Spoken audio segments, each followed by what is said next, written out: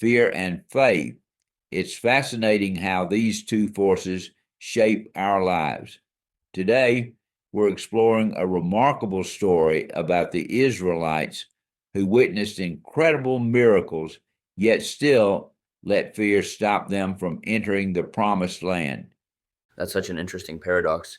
How could people who saw the Red Sea part still be paralyzed by fear? It really speaks to human nature. Well, what's fascinating is how the text specifically mentions that this moment of fear led to a 40-year consequence. Just think about that. One collective panic attack literally changed the course of an entire generation. You know what this reminds me of? That story about the two shoe salesmen in the underdeveloped country. Same situation, completely different responses. Oh, yes. One salesman saw disaster because no one wore shoes, while the other saw the opportunity of a lifetime. And speaking of different perspectives, let's talk about Caleb having this other spirit. What do you make of that? Hmm, that phrase really stands out because it suggests something deeper than just positive thinking. It's like he was operating on an entirely different frequency. Exactly. And here's what's wild.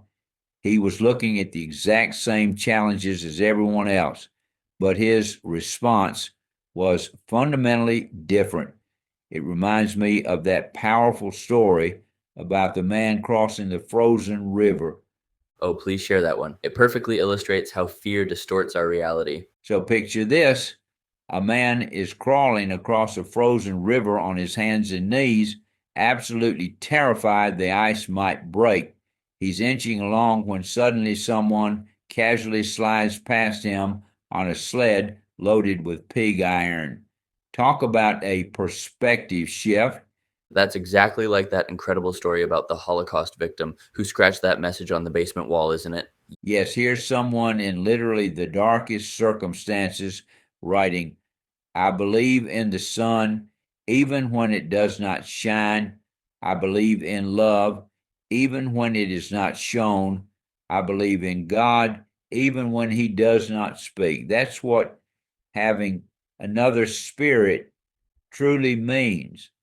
You know, we should probably address that sometimes fear does serve a purpose, though, like that Moby Dick captain who wouldn't take anyone who wasn't afraid of whales. Well, that's a crucial distinction. There's a difference between healthy respect for real danger and paralyzing fear that stops us from living. It reminds me of that fascinating story about the woman in Pakistan with the lizard.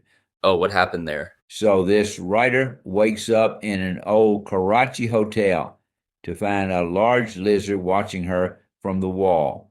Her first reaction is pure panic. She wants it killed immediately. But then the servant explains the lizard actually protects her from insects, and by the end of her stay, she's actually feeding it sugar. That transformation reminds me of the kid selling pencils for the $30 million hospital. Talk about a different perspective on seemingly impossible odds. Oh, yes, when someone questions how he could possibly achieve such a massive goal with 5-cent pencils, he just points to his friend across the street and says, Oh, ma'am, it's not me alone. See that boy? He's my partner. We're really doing it together. And that brings us right back to the Israelites, doesn't it? They forgot who their partner was in all of this. Exactly. And you know what's interesting?